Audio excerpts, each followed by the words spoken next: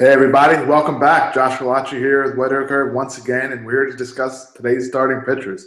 It's Friday today in baseball, and what that means is there's a full 15-game slate. Now there's 14 games that start after 7 o'clock, so the early game starting at 4:05, which we've seen in the past couple weeks, is not included in the full slate of games. So be sure to remember there's just those 14 games, but it is a full slate. And there are 28 pitchers to get through, so there's a lot to sort through. So let's get right into it.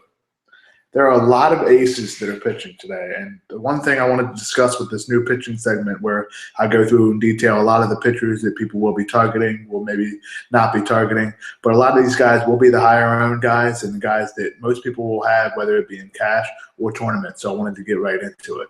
I will be run just like Benny's bat session. I will note a little bit of the prototypical stats that you would look at for if you're looking at pitchers and if you're researching certain guys and how we're going to look at them in certain spots. So we'll shed you some light on maybe how we've come up with some research and talk to you about some numbers that are a little bit interesting in terms of each one of these pitchers. Now, if I do not discuss a pitcher, it basically means that I will not be targeting him in any of my games for the given day, and it probably means I'm targeting bets against him. So if you don't hear a guy mentioned here, chances are I will be targeting pitchers against him rather than targeting him in my lineups. Now, of course, the first guy to talk about today's slate is Chris Sale against the Seattle Mariners in Safeco Field. Righties have a 270 WOBA against him, and lefties have a 297 WOBA against him. And it's interesting because he is a left-handed pitcher.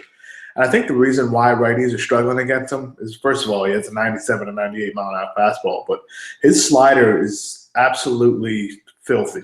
I mean, if you watch this guy pitch, the slider starts from the left side of the mound, and it looks like it's coming for the other batter's box.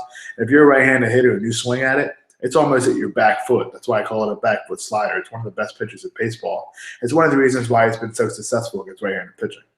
Now, we just talked about them, and righties are hitting just 215 against Sale. Lefties are actually hitting 261, which is a surprising number to me, but I believe it's something to do with the fact that he doesn't necessarily throw the slider as much to lefties, even though it tails away from him a lot. So the one thing about Sale's matchup today is the Mariners do have some good right-handed hitters, but as we just detailed, Sale's actually been better against those righties, so it makes for a good matchup for him today, especially in a park like Safeco, where it's really hard to hit home runs out of. It's one of the bigger parks in baseball. Now, I like him as a top-tier GPP play, of course, is simply because he has that top-tier strikeout upside. But the other reason to use him, he is safe in cash in a big park like that. The other aces start off with David Price, who is pitching against the Los Angeles Angels of Anaheim. Righties and lefties each have a 278 WOBA against them. Neither part is hitting the ball well off of Price this season, especially of late since he's been traded to the Toronto Blue Jays. Now, against the Angels, they have a one proven guy against lefties, and that's Mike Trout. But the rest of that lineup, with the exception of Pujols, who has good power numbers, really are not hitting lefties well. We've seen that. Saw that last night with Jose Quintana. We've seen it time and time again that the Angels are actually becoming a very good matchup to target if you have left-handed pitching. They're going to be facing them. With Price's ability and the likelihood of him getting a win, especially with that offense behind him, it makes him for a good play on FanDuel along with 3 other sites as well. So, of course, you remember FanDuel, you get a big bonus for a win, so it's a big thing to look at. With that offense behind him, it's hard to see Price not getting a win. Madison Bumgarner also pitches today against the Pittsburgh Pirates in PNC Park, which is a top pitcher's park. Now, Bumgarner has been unbelievable of late. You would think it's the playoffs where he absolutely excels. And towards the home stretch here in the MLB season, it actually is beginning to be the playoffs. A lot of these teams need a lot of wins and in a hurry. Bumgarner has 35 strikeouts in his last 3 starts over a span of 25 and a third innings pitched, and that's absurd. That's a strikeout rate of close to 14 per 9, and we've seen him throw 2 complete games back-to-back. He actually hit a home run, had a double in his other complete game, and he's been pinch hitting for the Giants as well. So this guy can really do anything, but we're just looking at his ability to pitch. Now, he faces the Pirates, who struggled earlier this season against left-handed pitching. And the one thing about Bumgarner is he's good against both sides of the plate because he works to both sides of the plate. And it's one reason why he's been successful against lefties and righties in his career. And considering the hot streak he's been on at a pitcher's park like PNC Park, I think he's a great option today. The other one is a very interesting matchup, actually, is Johnny Cueto against the Boston Red Sox. Cueto has dominated righties. He's dominated lefties. Lefties are actually hitting just 170 against him. It's really interesting to look at. But that Red Sox lineup has been on fire. Problem is, Johnny Cueto has also been on fire.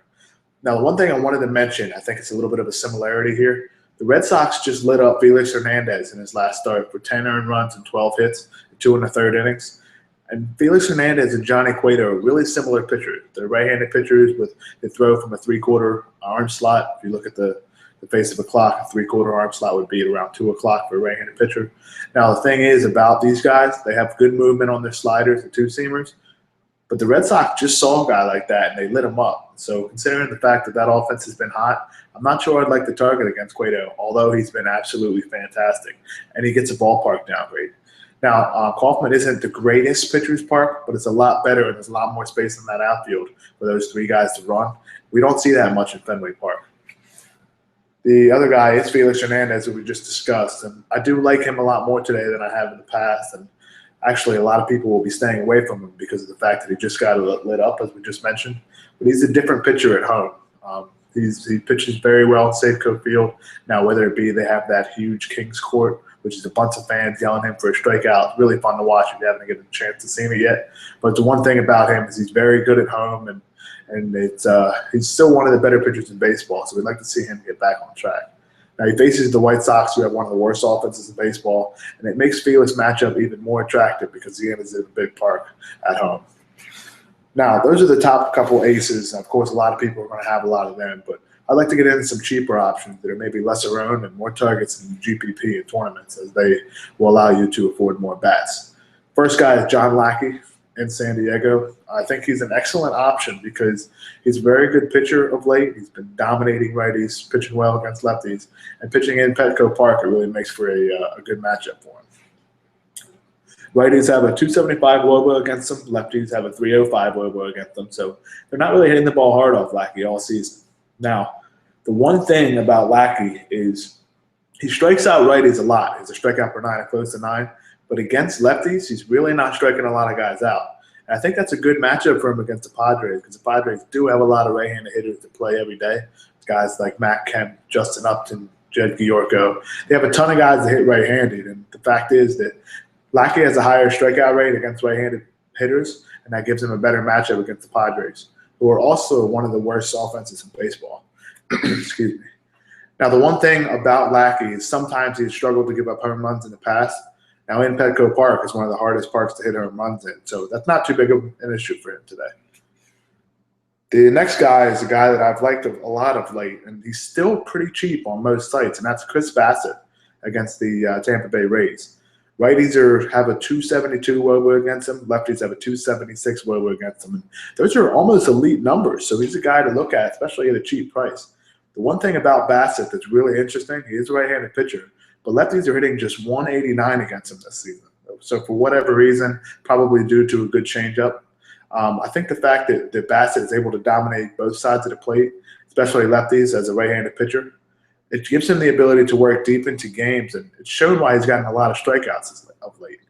Now, he started in 8 games this season, and in all 8 games, he's allowed 3 earned runs or less, and in 6 of those 8 games, he's allowed 2 earned runs or less. So he's been very consistent, he's been very good, and his strikeouts are up of late, and that's one thing to look at and something that we need in daily fantasy baseball. So a guy that has that kind of strikeout upside, and today faces an lineup like the Tampa Bay Rays, who are awful against right-handed pitching, it makes for a decent option in pretty much any contest, so be sure to consider him for your lineups as well.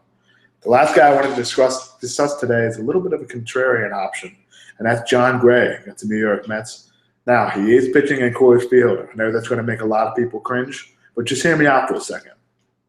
He's pitched 3 times in his major league career, and two of those times were in Coors Field. The other one was in Citi Field, so it's kind of weird. He's going back and forth like that.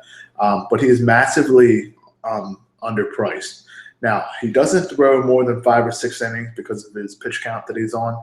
But considering the fact that he's under 6,000 on most sites, it gives him the ability to really give you a lot of cap space for your hitters. Now, the one thing is in GPP and tournaments, you're looking for a guy that can get high upside. For a guy that's only thrown 75 pitches or so, I don't think he's a tremendous option. Now, it's going to sound weird about a Coors pitcher in cash, but if you really want to punt on your second pitcher, meaning you don't want to spend that much money, I think Gray might be an interesting option and able to fit those top bats. If you don't like Bassett, you want to go with another cheaper option. I don't mind him against a Mets team that struggled against right-handed pitching this year.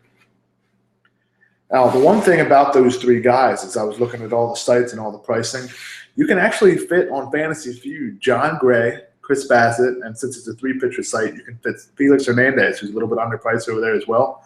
And that leaves you an average of $71,000 of cap space per hitter for the rest of your lineup. And for those of you that played over there, you know that that's a lot of money to use for your hitters. If you get one or two minimum price guys, which there is every day, you're going to be able to fit pretty much any bat you want. Excuse me. So if you have a guy like Bassett with that strikeout upside, Gray is a good cheap pitcher for minimum price, and an ace like Felix Hernandez, you can really make a nice lineup over on Fantasy Feud and GPPs for those contests that happen overlaying. Now, if you haven't signed up on Fantasy Feud, be sure to take advantage of RotoCurve's deal.